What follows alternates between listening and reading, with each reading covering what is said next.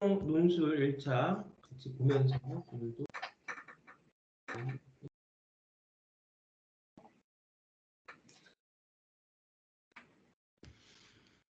자, 한예종 1차 논술 플러스 그다음에 2차 우리가 항상 공부하고 연습하고 있는 그 스토리 이야기 서사 수업 두 개가 이제 시험으로 들어가죠. 자, 1차 이제 보면 기출문제 1번 문항 문제 가의 L과 나의 형이 처한 상황을 유학한 후. 자, 논술은 지금 우리가 여태까지 공부했던 서사 쓰는 거하고 좀 다르지. 네. 논술은 명확하게 팩트를 나의 관점에서 서사 창작 같은 어떤 예술적 글쓰기가 아니라 논리적인 글쓰기를 해야 돼. 물론 소설도 우리가 논리적인 글쓰기가 그 안에 들어가지. 소설이 뭐 논리적인 글쓰기가 아닌 건 아니지만 어쨌든 소설의 서사에는 화자라는 인물이 들어가서 그 화자가 보고 느끼고 생각하는 모든 사유와 화자가 있는 공간을 사람의 관점인 주관적인 관점으로 쓰다 보니 이 사람의 느낌 뭐 이런 것들이 굉장히 전반적인 소설의 분위기를 지배해가고 윤서가 요즘에 잘하는 게 도입부에서 벌스 도입부 부분에서 무드 분위기를 잡아서 내가 가고자 하는 주제를 앞으로 이렇게 전개해 나가겠다. 이런 의미에서 이런 느낌으로 가겠다. 이런 것들 요즘에 잘 쓰더라고. 근데 이 논술은 그런 거하고는 좀 거리가 있고 건조하게 논설문 쓰듯이 신문 기사 쓰듯이 그렇게 쓰는 건데 중요한 거는 네. 기억의 관점에서 가나를 다와 비교하여 논하고 그에 대해 평가하니까 관점을 여기서는 문제가 누구의 관점? 기억의 관점에서 이렇게 출제자가 제시한 그 맥락에 맞춰서 서사 2차 우리가 서사 때까지 공부했던 것은 내 어떤 그 작가관, 나의 관점을 투사했다면 이 논술은 한예종 논술은 뭐 한예종 논술뿐만이 아니고 모든 논술이 다 그래. 출제자가 의도하는 관점대로 잘 쓰는 게 중요하고 따라가는 게 한번 볼게. 네. 가. 아우비스크 수용소에서는 생존을 위한 투쟁을 한시도 쉴 수가 없다. 모두 절망적이고 잔인한 정도로 혼자이기 때문이다. 가장 여기서 중요한 게 뭐다? 잔인하다는 얘기야. 만약 약사반 누군가가 엄청난 인내심을 발휘해 힘든 노동에서 빠져나올 수 있는 방법 혹은 빵 목조각을 얻어낼 수 있는 방법을 발견했다면 그는 그것을 숨기려고 했을 것이다. 벌써 가에서 이 지문에서 뭐를 얘기하냐. 아우비스크 수용소에서는 생존을 위한 투쟁을 한시도 쉴 수가 없다. 이렇게 깔고 시작하지. 이걸 우리가 여태까지 그렸을 때는 이 한 줄을 갖고 몇 장씩 분위기를 만들기 위해서 노력을 한 거고 네. 논술은 딱 이렇게 생존을 위한 투쟁을 쉴 수가 없다. 이러면서 이제 자기의 논리를 주지시키면서 시작을 하는 거야. 출제자가. 혹은 빵 몇 조각을 얻어낼 수 있는 발명을 발명 그는 그 방법을 숨기려고 왜? 살아야 되니까. 그는 그 방법으로 인해 높은 평가와 존경을 받을 것이고 그것에서 독점적이고 개인적인 이익을 얻어낼 수 있을 것이기 때문이다. 한예종의 문제 스타일을 보면 1차 논술도 그렇고 2차 글쓰기도 그렇고 우리가 살아가는 이 세상에서의 어떤 우리가 두 발을 지상에 밟고 있는 이 상에서의 어떤 이 세상의 이익과 그다음에 이 세상에서의 추구하는 이익보다 더 높은 가치와 이런 것들에 대해서 항상 화자의 출제자가 항상 학생의 어떤 가치관과 학생의 어떤 생각을 묻는 그런 질문들이 많이 나오지. L은 자신만의 방침이 있었다. 자, 문제를 다시 볼게. 네. 가의 L과 나의 형이 처한 상황을 유학을 먼저 해야 돼. 그러니까 우선 가의 L이 어떤 사람이고 나의 형이 어떤 사람인지 처한 상황을 우리가 알아야겠지. 기억의 관점에서 나를 다와 비교가 뭐지? 비교. 비교한다는 것은 그 양자 사이 간의 다른 점과 구별점을 발견해내는 것입니다. 비교라는 것은 차이를 구분을 하고 그에 네. 대한 평가인데 우선은 그러면 1번 조항이 L과 나, 이 형이 처한 상황을 우선 요약한 다음에 비교해서 하는 거지. 자, 손과 얼굴 항상 완벽할 정도로 깨끗했고 두 달에 한 번 있는 속옷 교환을 기다릴 것도 없이 보름에 한 번 직접 속옷을 빨아 입었다. 이게 아우비스크에서는 속옷을 빤다는 게 얼마나 사치스러운 행위인지를 굳이 설명할 필요가 없다. 그는 샤워실에 갈 때 사용하는 너무 나무 신발도 두 켤레를 갖고 있었다. 심지어 줄무늬 옷까지도 희한하게 그의 체형에 딱 맞았고 새 것처럼 깨끗했다. 항상 청결하게. 엘은 특권층이 되기 훨씬 전에 이미 완벽하게 특권층의 외모를 준비해 두었다. 오랜 시간이 흐른 뒤에야 아는 엘이 부유해 보이는 모습을 유지하기 위해 믿을 수 없는 강인함을 발휘하며 자신의 배급방을 지불하고 필요한 모든 것을 손에 넣었고 또 그래서 더더욱 궁핍한 기간을 견뎌냈음을 알게 되었다. 엘은 가장 중요한 것이 자신이 외부적으로 보이는 그 모습들, 자기가 생각하는 어떤 그 특권층의 그 모습에 가까이 가기 위해서 밥도 굶으면서 자기한테 배급 나온 빵도 다른 사람한테 그걸 얻기 위해서 지불하면서 이렇게 생활을 하고 있지. 그의 계획은 아주 긴 호흡이 필요했다. 그것은 근시안적인 사고가 지배적이었던 수용소 안에서 계획되었기 때문에 더욱더 놀랍다. 엘은 엄격한 내적 규율을 가진 채 계획을 실행했으며 자신의 길을 가로막는 동료들은 물론 자기 자신에게도 전혀 연민을 느끼지 않았다. 지금 우리가 이 사회에서 성공하기 위해서는 엘과 같은 자세가 필요하지 사실은. 네, 맞습니다. 외무적인 성공, 보이는 성공, 자기 자신에게 투자하고 정말로 어떤 인간적인 어떤 그런 어떤 정보다는 딱딱 계약과 계약으로 그렇게 가는 관계. 자신의 길에 가로막는 동료들을 처리해야 되고 전혀 연민에 느끼지 않아야 이 외부적으로 보이는 자본주의에서 성공하는 그런 방법을 엘은 택했다. 엘은 존경받고 힘 있는 사람과 실제로 그렇게 되는 것 사이의 거리가 짧다는 것. 그리고 어디에서나 특히 일반적으로 사람들의 수준이 평준화되는 수용소 같은 곳에서 존경받을 만한 외모는 실제로 사람들의 존경을 받을 수 있는 가장 큰 보증지표라는 것을 잘 알고 있었다. 엘은 자신의 내면보다는 외부적인 것들을 자꾸만 쌓아갔고 요즘 이런 어떤 추세에서 어떤 성형이라든가 뭐 이런 것들 다 이런 어떤 코드에 속하는 거지. 그는 다른 떼거지들과 한대가 되지 않으려고 힘혈을 기울였다. 그는 기회가 있을 때마다 비난하는 어조로 하지만 설득력 있게 게으른 동료들을 격려하고 과시하듯 열심히 일했다.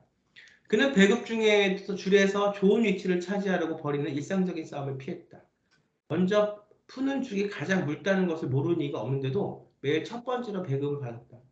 이런 그의 자제력을 블랙 엘테스터가 주목하게 되었다. 그는 동료들과의 거리를 유지하기 위해 자신의 에고티즘에 걸맞게 최대한 정중하게 행동했고 그는 완벽했다. 우둔하고 지저분한 동료들 떼거지 속에서 엘이 자신이 진짜 구제되어야 하는 잠재적 특권층이라는 확신을 심어주는 데에는 깔끔한 의복과 여유였지만 단정하게 면도된 얼굴 외에 다른 건 필요 없었다. 그래서 그는 당장에 전문가로 승진했고 코만도의 기술반장으로 임명되었으며 부나 민간관리국에 의해 스트렌 부서 연구실의 분석가로 고용되었다. 그 뒤 그가 어떻게 되었는지 나는 모른다. 다만 죽음을 피해 단호하게 기쁨을 모르는 지배자로서의 냉담한 삶을 살아가고 있을 가능성이 아주 많다고 생각한다. 자, 에고티즘을 알지. 자아주의, 자기 자신만 생각하는 그것을 행위의 목적으로 하는 태도. 그래서 우리가 L의 어떤 그 상황은 어떤 상황인가? 한번 요약을 해볼까? 윤서가 L의 상황은 어떤 상황이지? 엘은 이제 그 수용소에 갇혀서 좀 절망적인 죽음을 기다리는 상황인데, 하지만 그 상황 속에서도 자신의 생존 방식을 좀 모색해서 그것을 실현시켜 넣었습니다. 눈에 보이는 거, 그 다음에 살기 위해서 그 방법을 따라가야 인간적인 거는 배제시키는 방법. 자, 그 다음에 나. 형은 좀 둔감했고 위태위태하도록 솔직했고 결국 좀 모자란 축이었다. 해방 이듬해 38선을 넘어올 때 모두 긴장해서 숨조차 제대로 쉬지 못하는 판에 큰 소리로 야하 이기 바로 그 38선이구나 하하 일에 나서 일행 모두의 간담을 서늘하게 한 일이 있었다. 벌써 딱 읽어보니까 형은 자기 멋대로 네, 자기 눈치가 자신이 없고, 편한 대로 네, 애락으로 완전히 반대되는 그런 캐릭터인 것 같아. 아버지는 그때도 화를 내며 형을 쥐어박았고 형은 엉엉 울었고 어머니도 질끔질끔 울었다. 사변이 일어나자 형제가 다 군인의 몸이 됐다. 1951년 가을. 제각각 놈들의 포도로 잡혀 놈들의 후방으로 인계되어 가다가 둘은 더럭 만났다. 해안 가을날 벼속을 일행 70여 명은 겪고 있었다. 초조한 불안의 고비를 넘어서 이미 이 상태에 젖어 익은 가라앉는 표정들이었다. 행렬엔 막연한 침울함, 살벌함뿐만 아니라 고요함이 흘렀다. 언뜻 봐선 평화스럽게까지 보였다. 형제는 가운데 모퉁이에 가지런히 서서 걸었다. 이 속에서 형은 주위에 대한 새록한 관심과 놀라움과 솔직성을 여전히 지니고 있었다. 헐렁한 야전 잠바에 털럭털럭한 군화로 해서 그러지 않아도 허술한 몰골이 더욱 허술해 보였다. 야하, 저 밤나무 봐라. 굉장히 크다. 한 500년은 무겁겠다. 이젠 나중에 잘라졌구나이. 야, 저 까마귀 떼를 봐라. 그날 밤도 형은 동생 곁에 누워 간밤처럼 쿨럭쿨럭 쿨쩍쿨쩍 울었다. 울면서 동생에게 넌 목석이다. 눈물도 없느냐. 집 생각도 안 나느냐. 모두 보고 싶지도 않느냐. 이 꼬락서니가 그렇게도 마땅하니 마땅히 좋겠다. 장하다 이놈아. 이렇게 넋두리고 있었다. 간밤에도 울긴 울었지만 그래도 좀 반가워하는 듯한 표정이 섞여 있었는데 이날 밤은 그렇지 않았다. 시장 노여운 듯 부리부리 있었다. 동생은 여전히 대답이 없었다. 하늘 한가운데로 또 기러기가 울며 지나가고 어느 먼 곳에선 이따가 개 짖는 소리가 들려왔다. 형은 후들짝 놀라며 야 여기도 개가 짖누나이. 기러기가 또 지나가누나 한집 동안 형은 차분하게 알아앉는 눈치더니 다시 또 훌쩍훌쩍 울기 시작했다. 이 운다는 것은 지금 자기 감정에 항상 휩싸여져 있다는 거지. 네. 이렇게 사흘 때 되던 밤이었다. 밤이 어지간해서 또 형은 동생의 허리를 푹 찌르곤 잠바 포클에서 웬 밥덩이 한 덩이를 꺼내며 벌쭉 웃었다. 초저녁에 한 덩이씩 얻어먹은 그 수수밥덩이였다. 어느새 반은 갈아서 억지억지 씹으며 자 묵어 반은 동생에게 내밀었다. 동생이 좀 의아한 표정에 형은 벌컥 성을 내듯 그러다 여전히 귓속말로 자 빨리 받아. 초저녁에 가만히 보니 몇 땡이 남을 것 같더구만. 그 앞에 지키고 섰다가 죽은 신용을 했어. 이 새끼 있잖니. 어제 낮에 날 보고 지랄하던 새끼. 그 새끼가 한 덩이 던져주구나. 멍뜬 것처럼 허든 슬쩍 넣어줬다. 그 새끼가 그래도 기중맘이 좀 나디야. 이렇게 또 벌쩍 웃었다. 비로소 동생도 받아먹기 시작했다. 이튿날 저녁이면 형은 더욱 신명이 나서 밥 한 덩이를 전부 동생한테 내밀었다. 자도 다 묵어. 동생이 발을 가르던 들면 형은 또 벌컥 선을 내며 난 때때로 아침에도 얻어먹잖니. 아침에 어쩔 수 없이 혼자 먹는 기다. 너 안 줄래? 안 주는 게 아니고. 그날 밤 바깥에 한방눈이 내렸다. 형은 불현듯 동생의 귀에다 입을 대고 짓거렸다. 넌 무슨 일이 생겨도 나 형이라고 굴지 마라응. 여느 때 같지 않게 숙성한 사람다운 억양이었다. 울지도 말고 모른 채만 꼭 동생 불어 큰 소리로 야 눈이 내린다. 형이 짓거릴 소리를 자기가 대신하고 있다고 생각했다. 그러나 이미 형은 그저 꾹하니 굳은 표정이었다. 동생은 안타까워 또 울었다. 형을 끌어안고 형의 귀에다 입을 대고 형아 정신 차려. 이튿날 한낮이 기울여 어느 영 기슭에 달아들자 형은 동생의 허벅다리를 쿡 찌르고 걷던 자리에 탈썩 주저앉고 말았다. 형의 걸음걸이를 주위에 보아오던 한 사람이 뒤에서 따발총을 휘둘러 쏘았다. 형은 앉은 채 옴쑥 앞으로 꼬꾸라졌다. 그 사람은 총을 어깨에 둘러매면서 며칠을 더 살겠다고 뻐득대길 이호철의 나상이야. 옛날에 내가 읽었는데 자 지금 이 나 텍스트에서 형의 어떤 존재, 형의 어떤 그 상황은 어떤 상황이니? 형이라는 사람이 이제 포로로 잡혀가지고 가와 마찬가지로 죽음을 당장 코앞에 두고 있는 상황이긴 하지만은 근데 가와는 달리 좀 이성보다 감성이 좀 팽배한다고 볼 수 있을 것 같습니다. 결국은 죽었어. 총을 네. 맞고. 인간적인 것 같아. 근데 자기 자신을 돌보지 못하고 이런 어떤 그 첨예한 어떤 이런 경쟁의 사회에서 내 자신을 다 노출시켰단 말이야. 그랬더니 어떻게 됐어? 총 맞아 죽었지. 네. 그 다음에 이제 우리가 해야 될 것은 가와 나의 상황을 알았으니까 그 다음에 요약을 했고 기억의 관점에서 가와 나를 가와 비교해서 논하고 그게 끝나는 그에 대해 평하는 거야. 자 이제 우리가 다 텍스트를 한번 읽어볼게. 자 윤서가 다 텍스트 한번 읽어보자. 아우슈비츠 수용소에서는 피로와 영양 실조로 인해 마치 자폐증과도 같이 모든 의지와 의식을 상실한 수감자를 무젤맨너라고 불렀다. 그들은 강제 노동을 제외한 대부분의 시간을 땅 위에 쭈그리고 앉아 있거나 유령처럼 서서 배회했다. 그들은 오직 먹을 것에만 반응했다. 한 생존자는 무질매너에 대해 다음과 같이 증언한다. 좀비 같네. 그러니까 네, 먹을 것에만 반응했다. 뭐 좀비로 사람의 그 피만 그 사람의 거기만 그 쫓아다니니까 계속 예. 볼게. 1944년 아우슈비츠에 오래 수용돼 있던 유대인 포로는 15만 명이 조금 안 되었는데 그중 수백 명만이 생존했다. 가스실 혹은 극도의 필요로 인한 죽음에서 그들을 구할 수 있었던 건 아무것도 없었다. 그들의 삶은 짧지만 그들의 손은 끝이 없다.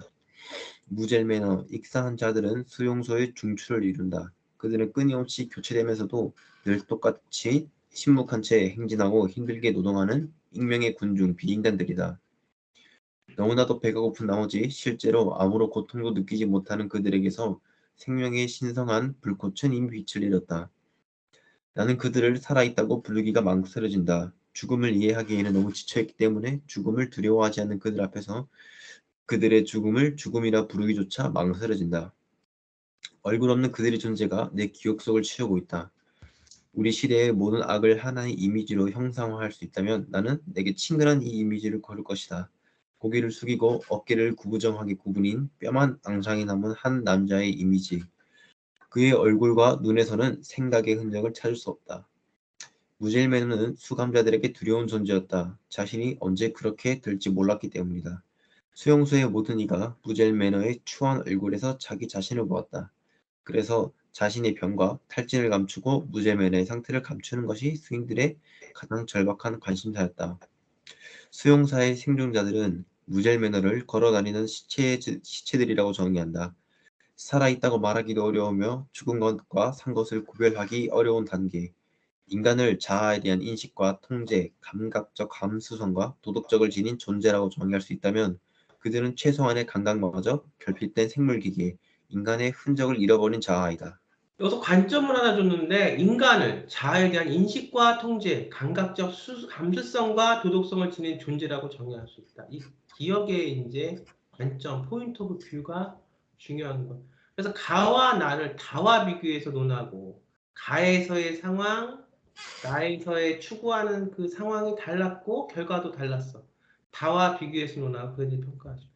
자, 우리가 항상 공부했던 게 뭐였지? 우리가 뭐 무슨 한예종을 가야지 이렇게 공부하고 글 썼던 게 아니라 우리가 처음에 만나서 소설을 쓰기 위해서 공부하면서 항상 선생님하고 같이 어떤 것들을 같이 공부해 나갔지 그동안? 처음에 이제 질문하고 던지기와 그다음에 주제를 선정하는 것을 지금 배웠습니다. 그런 과정에서 네, 뭔가 내가 이 세상을 살면서 궁금한 것들에 대해서 질문을 던졌고 소설적 글쓰기로 화자를 통해서 그 궁금증에 대한 것들을 해결하고 풀어가는 방법에 대해서 우리가 이제 공부를 했었지. 네, 그러면서 가장 중요한 게 뭐였어? 내가 이제 그 성경도 같이 읽고 거기에 대해서 같이 텍스트도 공부하고 하면서 중요한 게 결국은 중요했던 게 뭐였지? 소설을 쓰는 이유가 뭐였지? 소설에 담고자 했던 것이 뭐였지? 내가 하고 싶어서 그렇게 하는 사랑 같은 것이었습니다. 그것이 이제 하나님의 글을 말씀을 통해서 뭐 하나님을 찬양하는 그런 기독교 소설을 쓸 수 있지만 내가 이제 보편적으로 가리키는 가치는 그 안에서 하나님이 너에게 줬던 달란트는 무엇이냐? 너는 달란트대로 살아가고 있느냐? 이 달란트라는 것은 내가 하나님한테 받은 내 선물이고 축복인데 과연 우리는 하나님의 축복대로 그렇게 살아갈 수 있느냐, 살아가고 있느냐를 물어봤고 항상 우리 글의 주제는 그 다음에 여기 보면 이제 인간을 자아에 대한 인식과 통제, 감각적 감수성과 도덕성을 지닌 존재라고 정의했다면 이것이 결국은 우리가 자본주의 사회에서 가면을 쓰고 나를 숨기고 억지로 맞지도 않는 옷을 입고 그 자본주의 사회에 껴서 맞춰 사는 것이 아니라 내 자신의 달란트를 충분히 인정하고 그 달란트를 통해서 행복하게 이 자본주의 사회에서 적응하고 살아가는 방법을 우리는 배워야 한다는 그런 얘기지. 자, 네, 이제 맞습니다. 한번 볼게. 그래서 한예종 결국 인간을 다루는 게 문학이고 인간에 대한 고민과 사유가 문학이기 때문에 그런 모든 주제가 다 하나로 통하는 거죠. 문학적 감수성과 예술적 창의성에 주안점을 둔대. 핵심 주제에 대한 깊은 이해력. 이 주제가 바로 인간을 대하에 대한 인식과 통제, 감각적 감수성과 도덕성을 지닌 존재라고 정의한다는 이 관점에 대해서 화자는 우리 작가 지망생들은 어떤 이해력을 갖고 있는가, 깊이 있는 통찰력이 있는가를 보겠다는 거고 비교 분석 및 가치평가 능력을 기반으로 한 논리적 사고력을 보겠다는 거고 윤리적 태도에 대한 설명력을 보였다는 거. 자, 이제 우리 윤서가 쓴 걸 한번 읽어볼게. 자, 윤서 한번 읽어보자. 가에서의 L은 생존이 우선되는 상황에 처해 있다. 아우슈비츠라는 반인륜적 학살과 유대인 경시가 만연한 곳에선 당장 1분 후의 상황조차 짐작하기 불가능하다. 하지만 그럼에도 그는 가혹한 환경 속에서 자신 고유의 생존 방법을 발견하고 실천한다. 그 결과 다른 수용자들과 다르게 연구실의 분석가라 고용됨으로써 죽음의 위기로부터 탈출하게 이른다. 음, 나의서의 형은 가이서와 마찬가지로 당장 코앞의 생존 여부가 불투명한 상황이다. 하지만 그러한 상황에서도 주변의 아름다움을 발견하고 동생을 걱정하는 여백이 있는 인물이다. 그러나 포로 기간이 길어지며 여백은 동생의 생존으로 비화하고 여백이 소실되자 상대 국인에게 총살당하기 이른다. 음, 가의 화자는 가장 높은 자아를 가진 인물이다. 자아 실현에 당기는 계획 실천 성취인데 엘은 이 과정을 성공적으로 해낸다. 나의 화자도 자아 실현의 단계에 있다. 하지만 이 방향이 자신이 아닌 타자를 향하고 있다는 점에서 엘과 확연한 차이점이 생긴다. 나의 형은 자신의 자아를 소모하여 동생을 생존으로 전환한다. 다의 인물은 위와 사뭇 다르다. 그는 자아 실현의 단계를 거쳤기보단 확률과 운에 의해 선별된 100명의 수용자 중 한 명이었던 것이다. 이 셋은 공통적으로 불가항력적인 상황에 처했다. L과 형은 주체성이 있지만 다의 그는 분명 아니다. 하지만 L과 형을 동일선상의 도수도 아니된다. L은 영민한 기지로 살아남았지만 다른 수용자들을 한갓 자신의 생존 수단으로서 사용했다는 점에서 윤리적 가치는 떨어진다. 형의 경우 자신을 희생하며 동생을 구하지만 이 희생의 정도가 과연 과한 면이 없잖아 있다. 타자의 윤리를 지켰으나 자신에 대한 윤리를 떨어진다고 할 수 있다.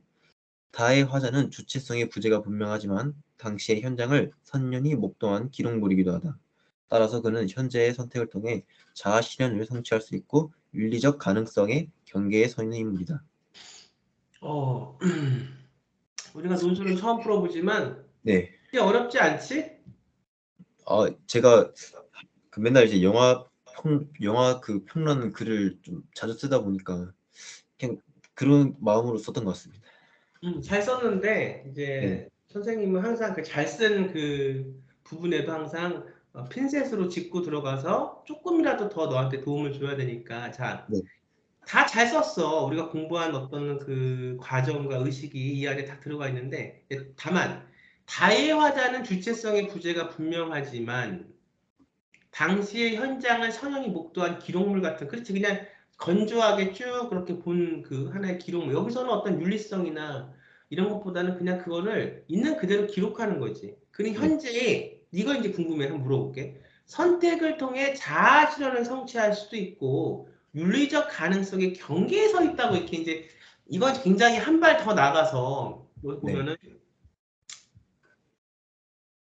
그에 대해 평가하시오. 가와 나를 다와 비교하여 논하고 논했어. 그에 대해 평가하다는 것은 꼭 다의 인물에 대해서 평가하는 것이 전반적인 걸 갖고 평가를 하라는 얘기인데 네. 그 마지막 끝났을 때 다에 대한 텍스트를 갖고 끝을 냈단 말이야. 그러면서 이 다의 어떤 저기 인물은 여기까지는 굉장히 맞지. 기본적으로 그 목도한 다큐멘터리 같은 기록물 같은 존재다. 근데 그는 현재의 선택을 통해 자아 실현을 성취할 수 있고 윤리적 가능성의 경계에 서 있다. 이렇게 썼단 말이야. 그 이유가 뭐야? 그 가라는 인물이 그 아우슈비츠의 당시 상황을 해서 생존한 몇 안 되는 인물이기도 하고 그리고 아우슈비츠의 문제가 그 상황에서 단전이 단절된 게 아니라 뭐 그 유고슬라비아 내전에서 자행됐던 학살처럼 그것이 현대에서도 들어서도 자행되고 있기 때문에 그가 거기서 봤던 그런 잔혹한 그런 행위들이 현재에서도 이것이 다시 되풀이되지 않도록 어 그러한 것 그런 그래 당시에 그런 것들을 좀 고발하고 대책을 마련하기에 있어서 충분한 자원으로서 활용될 수 있다고 생각을 해서 일단 이렇게 다의 미래는 예, 어떠한 감정이나 어떠한 해결책이나 이런 게 보이지 않아. 그냥 있는 그대로 묘사를 쭉 해내고 있지. 예, 그래서 그는 다의 화자는 현재의 선택을 통해 자아 실현을 성취할 수도 있고 윤리적 가능성의 경계에 서 있다고 볼 수는 없어 아직까지. 네, 이것은 조금 억측이야. 이제 요게 이제 감각적으로 쓰는 서사와 예. 논리적으로 그런 글에서는 이게 다른 점인데 아, 지금 예. 이 가짜 다 텍스트의 화자는 계속 무젤 매너에 대해서 얘기를 하고 있고 예. 그 상황이 어떻다는 것을 무젤 매너라고 하는 하나의 어떤 단어를 통해서 다 설명하고 있거든. 예. 근데 살아있다는 말하기 어려우면 죽은 것도 산 것을 구별하는 어려운 단계. 인간을 자아에 대한 인식과 통제, 감각적 감수성과 도덕성을 지닌 존재라고 정의할 수 있다면 이거는 사전적인 정의지. 이 아, 사람이 그렇게 정의하는 게 아니야. 여기는 다 우리가 사전적인 어떤 객관적인 사실을 갖고 아주 거기에는 나의 어떤 그 가치관과 이런 걸 넣는 것이 아니라 보편적인 어떤 글쓰기를 통해서 사전적 의미를 다 갖고 얘기하는 거야. 그들은 최소한 감각마저 결핍된 생물기계 인간의 흔적을 잃어버린 것이다. 이거는 하나의 사실을 알리는 그런 사실적인 글쓰기지. 물론 네. 나도 글쓰기인데 나는 소설을 통해서 주인공을 통한 화자를 통한 작가의 관점이 들어가 있고 음, 가는 이게 프레모 레베 이것이 인간인가라고 하는 소설은 뭐 아니지만 네. 여기서 보면은 그 어떤 L에 대한 것을 내가 관찰하면서 나의 그래도 약간의 뭐가 있어? 그 어떤 그 감정이라든가 나의 생각들이 덧붙여졌지만 네. 다는 완전히 다큐멘터리 같은 글이기 때문에 있는 아, 그대로 그냥 네. 카메라로 찍은 거야. 그러면 다의 화자가 주체성의 주제는 분명하지만 당시에 선이 목독한 기록물이고 따라서 그는 현재와 선택을 통해 자아실현을 성취할 수 있고 윤리적 가능성의 경계에 서 있는 인물인지는 모르지만 네. 이렇게 선택을 통해 자아실현을 성취할 수도 있고 윤리적 가능성의 경계에 서 있는 인물이 되기 위해서는 어떤 부분이 있어야 될까? 이걸 너가 썼어야지. 이걸 음, 따라서 인물이다가 아니라 그러기 위해서는 다의 화자가 변하기 위해서는 어떤 부분이 그 안에 들어가야 한다는 게 너가 최종적으로 이것에 대한 너의 생각과 너의 어떤 목소리지. 자, 이렇게 되려면 어떻게 가의 화자는 다의 화자는 뭘 어떻게 해야 될까? 변해야 될까? 아, 그리고 꼭 다의 화자에 음, 포커스를 안 둬도 되는데 지금 윤서는 다의 화자에 포커스를 둬서 이거에 대한 전반적인 평가를 다를 통해서 하려고 그러거든. 좋아. 네. 다른 감정이 없는 무미건조한 글이야. 생명이 없고 감정이 없는 이 무미건조한 글이 너가 원하는 그런 앞으로 뭔가가 더 될 수도 있고 윤리적인 가능성의 경계에 서 있는 인물이 앞으로 현재 선택을 통해 자아실현을 성취할 수 있는 그런 걸로 되려면 뭐가 필요할까 이 사람한테?